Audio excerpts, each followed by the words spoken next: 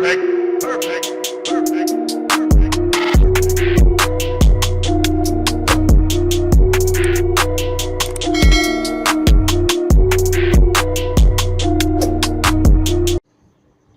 मैं लंदन के सबसे बड़े अस्पताल के वीआईपी रूम में आंखें बंद किए बिस्तर पर लेटा अपनी तस्बीह रोज़ो शब के दाने शुमार कर रहा था।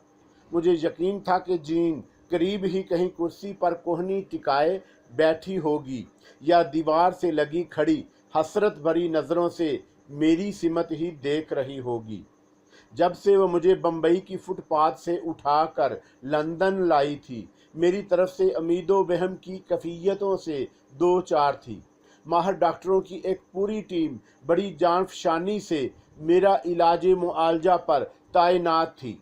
वो अपने वसी तजर्बों और मुशाहदों की रोशनी में जीन को मुअत्तद बार यकीन दिला चुके थे कि मेरी ज़िंदगी को ऐसा कोई ख़तरा लाहक नहीं जिसकी खातिर रातों को नींद और दिन का चैन हराम किया जाए। लेकिन उसके बावजूद वो एक लम्हे को भी मुझसे दूर रहने पर आमादा नहीं थी। जीन मारंडा मगरब की आज़ाद और खुली फिजाओं में किसी हसीन और नाजक अंदाम तितली की मानद डाल डाल पात पात रंग बखेरने वाली काफर अदा हसीना जो एक निगाह गलत अंदाज से लाखों दिलों पर बिजलियां गिरा सकती थी, मेरी महबूबियत के शहर में इस तरह असीर हो गई कि उसे अपनी कदर कीमत का अंदाज़ा भी नहीं रह गया।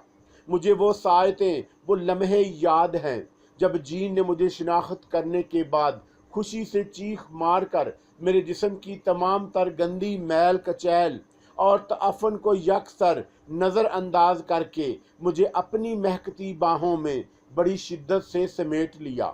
मैं भी शशदर रह गया।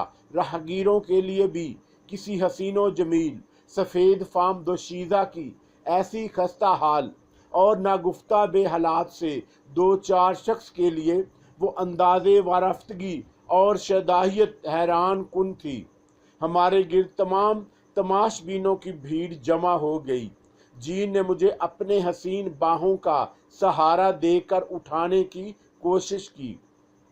मैंने उसे अपनी शिकस्तगी का एहसास दिलाने की खातिर मदम आवाज़ में सरगोशी की। मैं एक बेगोरो कफन लाश हूँ जीन, तुम मेरे लिए अपना कीमती वक़्त क्यों ज़ाया कर रही हो? मुझे मेरे हाल पर छोड़ दो। अब ज़िंदगी से कोई लगाव नहीं रहा। मेरी मानो तो कांटों में उलझने की बजाय वापस लौट जाओ। तुम्हारा दौलत अली तो ना जाने कब का। नहीं, ऐसी दिल आज़ार बातें मत करो। उसने तड़प कर अपना नाजुक हाथ मेरे होंठों पर जमा दिया और फिर बड़ी लिहाजत से बोली, जब तुम्हें अपनी ज़िंदगी से कोई दिलचस्पी नहीं तो उसे मेरी झोली में डाल दो। मैं तुम्हें लंदन ले चलूँगी। मेरा दिल गवाही देता है कि तुम ठीक हो जाओगे और फिर हम एक नई ज़िंदगी की इब्तदा करेंगे। मैंने जवाब में कुछ नहीं कहा। उसके जज्बों की सदाकत के आगे सर तस्लीमे खम कर दिया। कभी वो सराग सा जिम की महबूबा थी जिमने उसे पहली बार मुझसे अमराए लंदन के क्लब में अपने मंगेतर की हसीयत से मुतारफ़ कराया था। उस हसीना दिल नवाज को देखकर मेरे सीने में फशार बरपा होने लगा। वो किसी मुसव्वर का हसीन तखलील थी जो लाशऊर की सरहदों को फलांग कर शऊर की दुनिया में आ गई। किसी शायर का ख्वाब थी जिसके शादाब जिस्म का एक एक पेचो खम गुनगुनाता महसूस होता था। किसी माहिर संग तराश का लाजवाल शहकार थी जिसकी सनाई से मुतासर होकर कुदरत ने उसमें रूह फूंक दी थी। शायद वो कोई अप्सरा थी जो अंदर के उखाड़े में रक्स करते करते बदमस्ती के आलम में भूले से आसमान की बुलंदियों से ज़मीन पर उतर आई थी। उसकी गजाली आंखों में मस्ती के जाम छलक रहे थे। उसकी एक एक अदा निराली थी। वो सरतापाए क़यामत ही क़यामत थी। उसके जिस्म का होशरुबा गुदाज किसी ताकतवर मकनातीस से ज़्यादा पुरकशिश था और मैं उसे देखकर महू हो गया। मेरी ज़िंदगी में हज़ारों लड़कियां आईं, लेकिन जीन सबसे मुख्तलिफ थी। मैं उसे ज़्यादा देर तक आंख भर कर नहीं देख सका। उसके तिलस्मी और कम ख्वाब जिस्म के दमकते रेशों पर मेरी हरीस निगाहें फिसलने लगीं। मैं पहली मुलाकात में उस पर कोई गलत तासर नहीं छोड़ना चाहता था। जिम ब्राउन से गुफ्तगू में मसरूफ़ हो गया, मगर मेरे वजूद के अंदर जीन के करीब कुर्ब ने एक तलातुम बर्पा कर दिया। जिम से बातें करते हुए मेरी निगाहें बार बार जीन की सिमत बहकने लगीं। जीन को तस्खीर करना मेरे लिए कुछ दुश्वार ना था। इनका मेरी दस्तरत में थी। कई बार वो मुझे जीन की खातर उकसा चुकी थी। मेरा एक इशारा जीन को किसी पक्के फल की तरह मेरी ख्वाहिशात की दहलीज पर ढेर कर देता। मैं उसके गुदाज जिस्म पर फतेह के झंडे गाड़ कर उन लड़कियों की तवील फहरिस्त में शामिल कर सकता था जो मेरी ख्वाहिशात की तकमील को अपनी खुशबख्ती तसव्वुर करती थीं। लेकिन जील के सिलसिले में इनका की बजाय मैं अपनी ज़ाती सलाहियतों को बरोए कार लाने का ख्वाहिशमंद था। कुदरत ने उसके लिए मुझे एक मौका भी फराहम कर दिया। उन दिनों मैं हिंदुस्तान जाने की खातिर पर तोल रहा था जब जिम ब्राउन के बेहद इसरार पर मैं जर्मनी जाने के लिए आमादा हो गया। जिम को जर्मनी के एक मारूफ साइंसदान मार्क को अगवा करने का मुश्किल काम सौंपा गया। मुझे जिम या उसके काम से कोई दिलचस्पी नहीं थी। मैं शायद उसकी दरख्वास्त को किसी बहाने से रद्द कर देता, लेकिन जब जिम ने मुझे बताया कि इस अहम मुहिम में जीन मेरी सेक्रेटरी की हैसियत से मेरे साथ होगी, तो मैंने अपनी आमादगी का इजहार कर दिया। बर्लिन में मेरा और जीन का क़याम एक 5 स्टार होटल में हुआ। हमारा कमरा मुश्तरक था। काम की अहमियत के पेश नज़र हमारा हर वक्त एक दूसरे से करीब रहना ज़रूरी था। वहाँ मुझे जिम या किसी दूसरी वाकिफ़कार की मुदाखलत का कोई अंदेशा भी नहीं था। पहली ही रात जब जीन ड्रेसिंग रूम से शब ख्वाबी का लिबास पहनकर बरामद हुई तो मेरे जिस्म से आदमखोर चींटियां लिपट गईं। मेरे वजूद के अंदर का आतश फशां फट पड़ने को मचलने लगा। सफ़ेद बारूद गाउन में जीन का मरमरी जिस्म झांक रहा था। वो कुंदन की तरह दमक रही थी। उसकी जिस्मानी नशीबो फराद पारे की मानद मचल रहे थे। सोने के इरादे से अपने बिस्तर पर जाने से बेशतर वो मुझे विश करने की खातर करीब आई तो इनका मेरे सर पर कसमसाने लगी। जमील, इसके जिस्म को गौर से देखो, इसके एक एक अंग से खून छलक रहा है। मैंने आलम तसव्वुर में इनका को देखा। वो नदीदों की तरह अपनी ज़ुबान होंठों पर फेर रही थी। इंसानी खून उसकी ग़िज़ा थी। उसकी निगाहें जीन के सरापा पर मचल रही थी। इन निगाहों में किसी ऐसे माहर शिकारी का एतमाद झलक रहा था जिसकी ज़िद में आया हुआ शिकार कभी उसके निशाने से फरार न हासिल कर सका हो। जीन का ख्याल दिल से निकाल दो इनका रानी, मैंने सरगोशी की। इस फूल को अभी गुलशन में कुछ और अरसा महक लेने दो। तुम जीन को मुझ पर तरजीह दे रहे हो, इनका ठठक कर बोली। अपनी इनका पर मैं कोई जवाब ना दे सका। जीन ने करीब आकर मेरी पेशानी का बोसा लिया तो मैं अपने ब्रांखीतगा जज्बात पर काबू ना पा सका। मेरे हाथ का फंदा अचानक जीन की लोचदार कमर के गिर्द तंग हुआ तो वो अपना तवाज़न बरकरार ना रख सकी, लहरा कर मेरी आगोश में आ गिरी।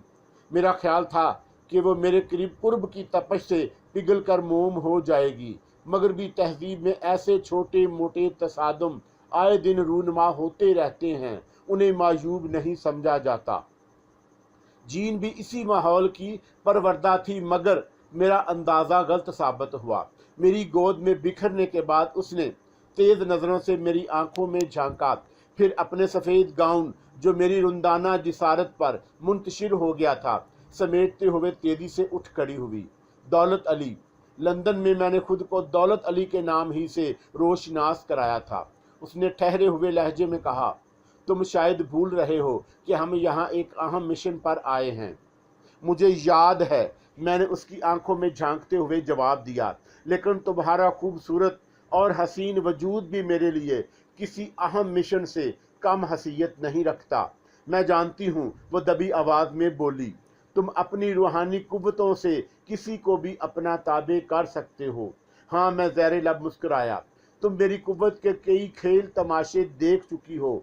मुझे तुम्हारी सलाहियतों का एतराफ़ है, लेकिन कुछ कहने से बेशतर एक बार कद आदम आईने के सामने खड़ी होकर खुद अपने हुस्न बेमिसाल का जायजा लो। मैं उसके अंदर भरे बारूद को आग दिखाने की कोशिश कर रहा था। शायद तुम्हारा अपना अक्स मेरे जज्बात की तर्जमानी कर सके। वो सुलझे हुए अंदाज में बोली, ये कैसी बातें कर रहे हो? मुझे गलत मत समझो। मैंने उसकी आंखों में आंखें डाल दी। मैं चाहूं तो पलकों की एक जुम्बश से तुम्हें अपना दीवाना बना सकता हूं। तुम खुशी खुशी मेरी बाहों में सिमट जाने को अपने लिए एक एजाज समझोगी, लेकिन तुम्हारे सिलसिले में ना जाने क्यों मैं मसनूई तकमील से गरेज करना चाहता हूँ। तुम एक खूबसूरत लड़की हो, वक़्त की डाली पर महकता हुआ एक ताज़ा गुलाब। मैं तुम्हें ज़बरदस्ती तोड़ने की कोशिश नहीं करूँगा। मेरी ख्वाहिश की तकमील के लिए तुम्हारी आमादगी भी शर्त है। दौलत अली वो एक लम्हे को झिझकी, फिर मेरे करीब आकर बड़ी मासूमियत से बोली, मैं एतराफ़ करती हूँ कि मैं भी तुम्हारी शख्सियत से मुतासर हूँ, मगर प्लीज़ मेरा शुमार लंदन की उन आज़ाद ख्याल लड़कियों में मत करो जो शराब के महज एक जाम की बेखुदी की खातर अपनी खुदी को गलाजतों के ढेर में दफन कर देती हैं। अगर तुम्हारे नज़दीक मेरी आमादगी भी शर्त है तो मुझे सोचने की मोहलत दो। और तुम ये क्यों फरामोश कर रहे हो कि मैं जिम से मंसूब होने वाली हूँ? इसी वजह से एक बेहतर मुस्तकबल की खातर मैं सीक्रेट सर्विस से वाबस्ता हुई हूँ। जिम ने तुम्हें काबिल एतमाद समझ कर ही मुझे तुम्हारे साथ भेजा है। क्या तुम जम के एतमाद को? मैं तुम्हें अपने बारे में गौर करने की मोहलत देता हूँ, मैंने जीन की बात काट कर कहा। मुझे उम्मीद है कि तुम मफाहमत के अंदाज में कोई हतमी फैसला करोगी। जमील, ये क्या हमाकत कर रहे हो? इनका मेरे सर पर कल्ब लाने लगी। तुम इस मोम की पुतली की बातों में आ गए। ये महरी मगरबी तहजीब की परवरदा आज़ाद और आवारा ख्याल हसीनाएं महज अपना भाव बढ़ाने की खातर इस किस्म की लच्छेदार बातें करती हैं। मुझे हुक्म दो, मैं एक लम्हे में इसे तुम्हारे आगोश में मचलने पर मजबूर कर सकती हूँ। जीन, मैंने इनका की बात को नज़रअंदाज करके बड़ी शाइस्तगी से अपना सिलसिला कलाम जारी रखा। मैं तुम्हारी आमादगी के अजहार का इंतज़ार करूँगा, इस यकीन के साथ कि तुम मुझे मायूस नहीं करोगी। जीन को मेरी बात का यकीन आया तो उसके चेहरे से तफक्कुरात के बादल छट गए। उसने अजहार तशक्कर के तौर पर एक बार फिर मेरे करीब आकर मेरी पेशानी पर अपने जलते हुए होंठों की मोहर सबत की, फिर मुस्कुराती हुई अपने बिस्तर पर चली गई। इनका मुझे अजीब नज़रों से घूरती रही। शायद जीन के लिए मेरे जहन में उभरने वाले पाकीज़ा ख्यालात पढ़ने के बाद वो किसी ख़ास नतीजे पर पहुंचने की कोशिशों में मसरूफ़ थी। फिर जीन और मेरे दरमियान एतमाद की फ़िज़ा कायम हुई तो फासले बेतदरीज सिमटने लगे। मैंने जिम ब्राउन के मिशन को कामयाब करने के बाद भी जीन को कुछ अरसे के लिए रोक लिया। रफ्ता रफ्ता वो मेरे करीब होती जा रही थी। मैं जर्मनी में अपने क़याम की मुद्दत बढ़ाता रहा। मैंने इनका को कुछ वक़्त के लिए लंदन वापस भेज दिया ताकि वो अपनी ग़िज़ा की खातर इंसानी खून के हसूल के लिए परेशान ना हो। इनका की मौजूदगी में ये ख़तरा था कि कहीं वो जीन के सिलसिले में मुझे कोई गलत कदम उठाने पर मजबूर ना कर दे। एक रोज़ मैं फ्रैंकफर्ट के नाइट क्लब में जीन के महकते वजूद को अपनी बाहों में लिए रक्स कर रहा था कि इनका अचानक मेरे सर पर आ गई। मैंने उसे आलमे तसव्वुर में देखा। वो अपने दोनों हाथों को कोल्हों पर जमाए मटक मटक कर मेरे घने बालों के दरमियान चहलकदमी करने में मसरूफ़ थी। उसकी आंखों से मस्ती टपक रही थी। चेहरा कंधारी अनार की मानद सुर्ख हो रहा था। मैं समझ गया कि वो इंसानी खून से पूरी तरह सैराब होकर आई है। खून पी लेने के बाद उसके होंठ गुलाब की पिंखड़ियों की तरह खिल उठते थे। किसका खून करके आई हो, मैंने उसे छेड़ने की खातर दरियाफत किया। सारा का, इनका ने मुस्कुराकर जवाब दिया। सारा का नाम सुनकर मेरा दिल धक से रह गया। लंदन में क़याम के दौरान सबसे बेशतर सारा ही मुझसे मुतारफ हुई थी। बड़ी जिंदा दिल और शोख तबीयत की मालिक थी, लेकिन बाप की मौत के बाद वो जहनी डिप्रेशन का शिकार हो गई। उसकी बेपनाह दौलत और जायदाद के हसूल की खातर शरपसंद अनासर दोस्ती की आड़ में कदम कदम पर उसके लिए दुश्वारियां पैदा कर रहे थे, साजिशों के जाल बुन रहे थे। सारा मेरी मोहब्बत में गिरफ्तार थी, इसलिए मेरी ज़ात पर कई खतरनाक हमले किए गए। इनका ने साथ ना दिया होता तो शायद मैं लंदन की किसी जेल में पड़ा सड़ रहा होता। मुझे सारा से सिर्फ उनसीयत थी, वो मेरी एक अच्छी दोस्त थी। मैं उसके साथ कोई रिश्ता कायम नहीं कर सका। लंदन के क़याम के दौरान उसकी दोस्ती मेरे बहुत काम आई। उसने मुझे महफिलों में रोशनास कराया, दयारे गैर में अजनबियत का एहसास नहीं होने दिया। क्या सोच रहे हो, इनका ने मेरे चेहरे के बदलते तासरात देखकर चुभते हुए लहजे में दरियाफत किया। क्या सारा के बारे में सुनकर तुम्हें कोई खुशी नहीं हुई? इनका, मैंने उलझते हुए जवाब दिया। तुम जानती हो कि हालात ने उस गरीब लड़की का सुकून बर्बाद कर रखा था। बड़े बेमरवत और एहसान फरामोश हो गए हो। इनका ने संजीदगी इख्तियार कर ली। एक तो मैंने तुम्हारे और जीन के लिए रास्ता हमवार कर दिया और तुम चुप हो जाओ। मैंने उसे जुमला मुकम्मल करने की मोहलत नहीं दी। तलमला कर बोला, सारा के मुकाबले में जिम ब्राउन मेरे लिए ज़्यादा टेढ़ी खीर है। परेशान मत हो। इनका मेरे सर पर आलती पालती मारकर बैठ गई। मैंने सारा के साथ साथ तुम्हारे उस रकीब को भी। नहीं, मैं चीख उठा। तुमने जो हमाकत की है वो मेरी गर्दन में फांसी का फंदा भी साबित हो सकती है। क्या बात है दौलत अली? जी ने मेरे कदमों में पैदा होने वाली लड़खड़ाहट महसूस की तो बड़ी मासूमियत से पूछा, तुम्हें थकन तो नहीं महसूस हो रही? जमील, इनका ने मैनेखेज अंदाज में जीन की सिमत देखते हुए मेरे कान में सरगोशी की। तुम्हारी इजाज़त हो तो मैं जीन के सर पर चली जाऊं, उसे तुम्हारी थकन उतारने पर आमादा कर दूं। इनका रानी का वो जुमला इस वक्त मेरे लिए मजीद जल्लाहट का सबब बन गया। मैंने उसे घूर कर कहर आलूद नज़रों से देखा। तुम सचमुच जीन की मोहब्बत में दीवाने हो गए हो, इनका ने तेज़ी से कहा।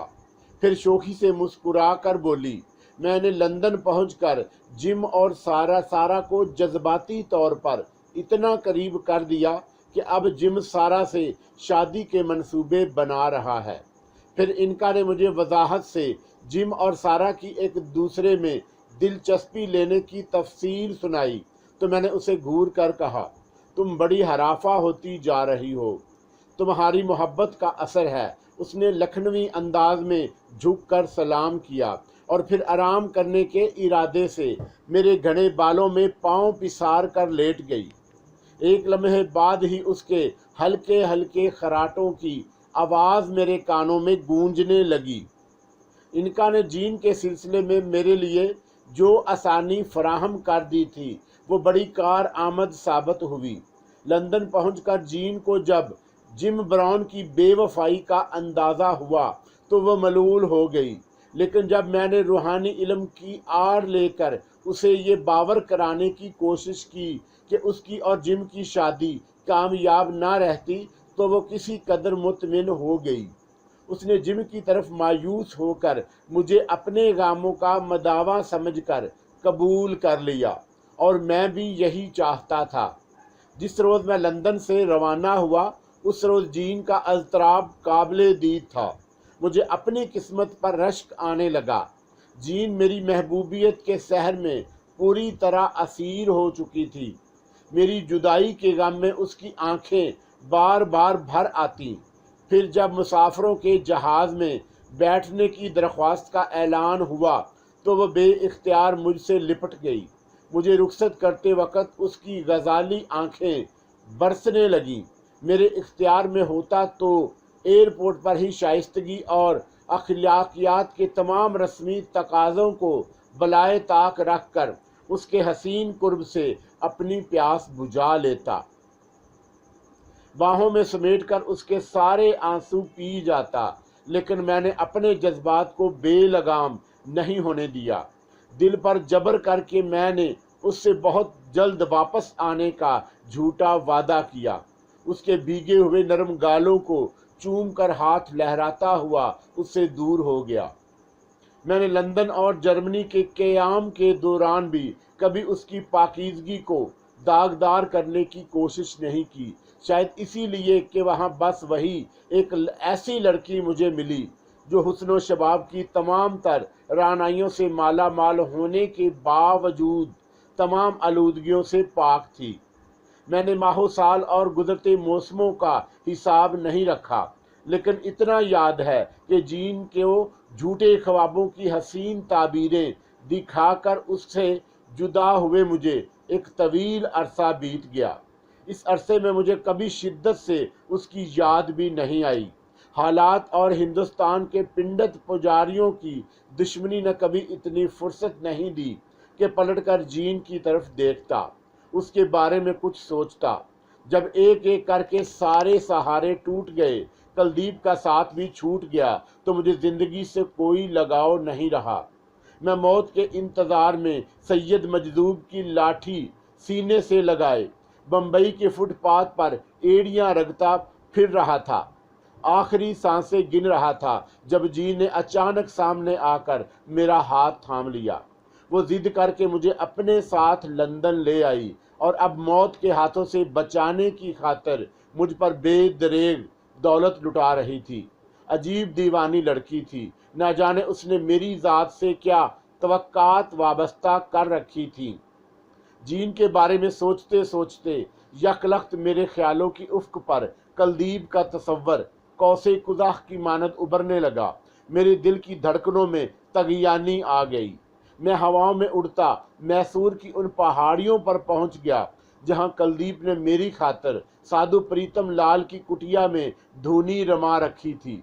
उस गरीब ने एक उम्र ज्ञान ध्यान में बता दी। मुझे मजबूत करने की धुन में दिन रात मंडल में बैठी देवी देवताओं को राजी करने की खातिर जाप करती रही। उसने अपनी जवानी की तमाम रानाइयों, तमाम तशन्ना काम उमंगों को मेरी मोहब्बत पर भींट चढ़ा दिया। अपने रेशमी जिस्म पर बबूत मलकर आसमान की अप्सरा से मंदिर की पुजारन का रूप धार लिया। जब भी मेरी किस्मत के सितारे गर्दिश में आते, वो मुख्तलिफ रंगों रूप में सामने आकर मेरी मदद करती। कल्पना के रूप में मुतअद्दिद बार वो मेरे शाना बेशाना चलती रही। मेरी बदबख्ती कि मैं उसे कुलदीप की हैसियत से शनाख्त ना कर सका। पहचान लेता तो कभी अपने वजूद से अलहदा ना करता, अपनी बाहों में समेट लेता, सांसों में जज्ब कर लेता, पलकों की ओट में छुपा लेता। लेकिन अगर ऐसा होता तो शायद प्रीतम लाल की आत्मा उससे नाराज हो जाती, कुलदीप की बरसों की तपस्या गारत हो जाती, सारा ज्ञान ध्यान धरे का धरा रह जाता। शायद इसीलिए वो रूप बदल बदल कर मेरी मदद करती। फिर जब मेरे दुश्मन माला को अगवा करके ले गए और पिंडत बद्री नारायण की पुष्ट पनाही के लिए काली का महान पुजारी अमरलाल खम ठोंक कर मैदान में कूद पड़ा, तो कुलदीप को मजबूरन प्रीतम लाल की कुटिया छोड़कर पहाड़ की बुलंदियों से नीचे उतरना पड़ा। वो इस गरीब की जिंदगी का आखिरी मार्का था। वो जान गई थी कि उसने बर वक़्त मेरी मदद ना की तो मैं दुश्मनों के सामने घुटने टेकने पर मजबूर हो जाऊंगा। उसे मेरी शिकस्त मंजूर नहीं थी। वफा की उस पुतली ने मेरी सरबुलंदी की खातिर देवी देवताओं के कदमों में अपनी जिंदगी का नजराना पेश करने का वचन देकर उनकी खुशनुदी हासिल कर ली। मैं आखिरी वक़्त तक उसके अज़म से नावाकिफ रहा। पिंडत बद्री नारायण को मैंने कुत्तों जैसी मौत मारा तो अमरलाल मुकाबले पर आ गया। कुलदीप ने मुझे अपने पीछे कर लिया, खुद सीना सुपर हो गई। अमरलाल उस पर अपने जंतर मंतर आजमाता रहा। कुलदीप का रंगो रूप खौफनाक हो गया। उसके जिस्म पर आबले पड़ गए। अमरलाल के मंत्र के बेरों ने एक एक करके उसके जिस्म का तमाम लिबास नोच लिया। कुलदीप के जख्मों से खून और पीप बह रही थी। वो अपनी जगह पत्थर के किसी बेजान मुजस्समे की मानद जमी खड़ी रही। अमरलाल को शायद उसकी कुव्वत का सही अंदाजा नहीं था। वो ताबड़तोड़ हमले करता रहा। जब कुलदीप ने पैंतरा बदला तो अमरलाल की आंखें हैरत से फटी की फटी रह गई। कुलदीप ने एक ही अमल किया तो अपनी असली सूरत इख्तियार कर ली। उसका जिस्म पहले की तरह शादाब नजर आने लगा। फिर उसने आसमान की तरफ देखकर दूसरा तिलस्म फूंका तो अमरलाल के जिस्म से खून जारी हो गया। वो भयानक अंदाज में चीखता हुआ उस पुराने मंदिर की तरफ भागा जहां माला कैद थी। कुलदीप ने बारी बारी अपनी 2 उंगलियों को जुम्बश दी तो अमरलाल की दोनों टांगें उसके जिस्म से जुदा हो गईं। वो उंधे मुंह मंदिर की सीढ़ियों पर गिरा। उसके जिस्म से खून का फवारा उबल रहा था। उसी लम्हे कुलदीप ने अपना हाथ जमीन पर मारकर तेजी से दाएं बाएं घुमाया तो अमरलाल का सर तन से जुदा होकर एक तरफ लड़क गया और खेल खत्म हो गया। मैं माला और कुलदीप को साथ लेकर सैयद गौस के घर चला गया। मुझे सुकून का सांस लिए सिर्फ 2 दिन गुजरे थे जब कुलदीप ने जिद की कि वो आखिरी बार प्रीतम लाल की कुटिया में वापस जाना चाहती है। उसका इसरार हद से बढ़ा तो मैंने मुफाहमत के अंदाज में कहा, मैं तुम्हें वहां लिए चलता हूं, लेकिन एक शर्त पर। तुम्हें वहां से मेरे साथ ही आना होगा। ठीक है, उसने अजीब अंदाज में मुस्कुराते हुए जवाब दिया। मैं 10 रोज बाद तुम्हारे इख्तियार में होंगी। तुम जहां चाहो मुझे साथ ले जाना। मैंने इनकार नहीं किया।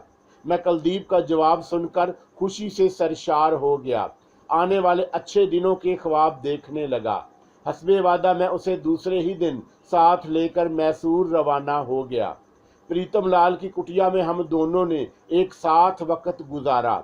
उन दोनों का एक एक लम्हा, एक एक पल मेरे जहन पर नक्श है।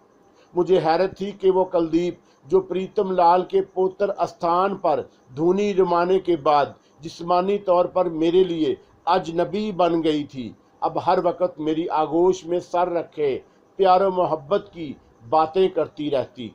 हमारे दरमियान कोई हिजाब नहीं था, कोई दूरी बाकी नहीं रह गई। मैं कभी एक पल को उससे दूर होता तो वो पागलों की तरह दौड़कर मुझसे दीवाना वार लिपट जाती, मेरे कुशादा सीने में सर छुपाए प्यार मोहब्बत की बातें करती। मैसूर से हमारी वापसी में सिर्फ एक रात का वक्फा बाकी रह गया। उस रात भी वो मेरी बाहों में सिमटी बैठी थी जब मैंने उसे उसका वादा याद दिलाया। तुम्हें अपना वचन याद है ना? अब सिर्फ एक रात बाकी रह गई है। कल मैं तुम्हें हमेशा हमेशा के लिए यहाँ से ले चलूँगा। फिर जानती हो क्या होगा? क्या होगा? उसने मुझे हसरत भरी नज़रों से देखा। मैं उसके अंदर का कर्ब न देख सका। शोख लहजे में बोला, मैं तुम्हें एक ऐसे रिश्ते में जकड़ लूँगा जिसके बाद मुझे तुम्हारे साथ हर किस्म की शरारत करने का कानूनी इख्तियार होगा। हाँ जमील, मैंने भी तो रोज़े अव्वल से यही सोच रखा था कि हम सारे रस्म व रवाज तोड़कर एक ऐसे बंधन में बंध जाएंगे कि फिर धरती की कोई शक्ति भी हमें एक दूसरे से जुदा ना कर सकेगी। सुहाग रात मनाने की आशा किस लड़की के मन में नहीं कुलबलाती। अब उसका समय आ गया है तो कल क्यों? कुलदीप की कमल जैसी आंखों में आंसुओं की नमी तैरने लगी। बर्राई हुई आवाज़ में बोली, जमील, क्या हम आज ही अपनी सुहाग रात नहीं मना सकते? समय बड़ा कठोर होता है, एक बार हाथ से निकल जाए तो पलट कर वापस नहीं आता। कुलदीप, मैंने तड़प कर उसकी पेशानी चूम ली। तुम्हारे महाराज प्रीतम लाल की कसम, सच सच बताओ, तुम हंसते हंसते अचानक इस कदर उदास क्यों हो गई? जो कुछ तुम्हारे दिल में है खुल कर कह डालो। अब खामोश रहने का समय भी बीत चुका है जमील, कुलदीप ने बड़े दिल गिरफ्ता लहजे में कहा। फिर मेरा हाथ थाम कर बोली, मेरे बात ध्यान से सुन लो। मैंने तुमसे दूर रहकर जीवन का एक एक पल बड़े दुख से बिताया है, बड़ी व्याकुल रही हूँ। तुम चाहते थे कि मैं महाराज का पोतर स्थान छोड़कर तुम्हारे पास आ जाऊं, मेरे मन की भी यही अच्छा थी, लेकिन मैं अगर महाराज की कुटिया से अपना संबंध तोड़ लेती तो सारा खेल बिगड़ जाता। तुम बहुत कमज़ोर पड़ जाते। इस कारण मैं तुम्हें बार बार बहलाती रही, तुमसे दूर बैठी, तुम्हारे लिए भगवान से प्रार्थना करती रही, देवी देवताओं को खुश करने के कारण कठिन तपस्या करती रही। मेरी बात का विश्वास करो जमील, मैं तुमसे दूर रहकर भी हमेशा तुम्हारे बहुत करीब रही हूँ। कुलदीप बड़े मगमूम लहजे में अपनी रूदाद सुनाती रही। मुझे विश्वास था कि तुम बद्री नारायण के मुकाबले में कमज़ोर नहीं पड़ोगे, इनका जो तुम्हारे साथ थी, लेकिन तुमने काली के बड़े मंदिर में जाकर हंगामा किया तो बड़े बड़े साधु और दूसरे पिंडत पुजारी भी बद्री नारायण के साथ हो गए। तुम इस दलदल से निकलने की बजाय उसमें फंसते ही गए। मैं कभी और उपाय सोच रही थी कि काली का सबसे महान सेवक अमरलाल भी बद्री नारायण की सहायता की खातिर मैदान में आ गया। मैं जानती थी जमील, अमरलाल और बद्री नारायण का गठजोड़ तुम्हें कभी सुख का सांस ना लेने देता। उन्होंने माला को अगवा किया तो तुम दीवाने हो गए। वो तुम्हारे मंडल से तुम्हें बाहर लाना चाहते थे। इनका ने तुम्हें रोका, लेकिन तुमने होश की बजाय जोश से काम लिया। अमरलाल इसी मौका की खोज में था। मुझे खबर थी कि वो तुम्हारे साथ कोई रियायत नहीं करेगा, सो मैंने काली को वचन दिया कि अगर मैं बद्री नारायण और अमरलाल के मुकाबले में कामयाब हो गई तो उसके चरणों में अपना जीवन भेंट कर दूंगी। देवी ने मेरा बलिदान स्वीकार कर लिया और फिर वही हुआ जो मैंने सोचा था। तुम्हें इन दोनों दुश्मनों से हमेशा के लिए छुटकारा मिल गया और कुलदीप, मैं दीवानों की तरह चीखा उठा, कुलदीप, तुमने मेरी खातिर इतनी बड़ी कुर्बानी क्यों दी? मर जाने दिया होता मुझे। ऐसे शुद्ध जुबान पर ना लाओ जमील, मुझे दुख होगा। कुलदीप के चेहरे पर कर्ब नुमाया होने लगा। बड़ी हसरत से बोली, मैंने देवी से तुम्हारे कारण 10 रोज की मोहलत मांग ली थी। आज इस मोहलत की आखिरी रात है। मैं बहुत खुश हूँ जमील, मैं तुम्हारे काम आ गई। मेरा अंत तुम्हारी गोद में हो रहा है। आज मुझे मेरे जीवन की तपस्या का फल मिल रहा है। आओ मेरे सीने से लग जाओ, सारे फासले खत्म कर दो, मुझे अपने कलेजे में इस तरह छुपा लो कि सारी दूरियां खत्म हो जाएं, कोई फासला बाकी ना रहे। अपने होंठ मेरे होंठों पर रख दो, मेरी जन्म जन्म की प्यास बुझ जाएगी। मैं सुहागनों की तरह मरना चाहती हूँ।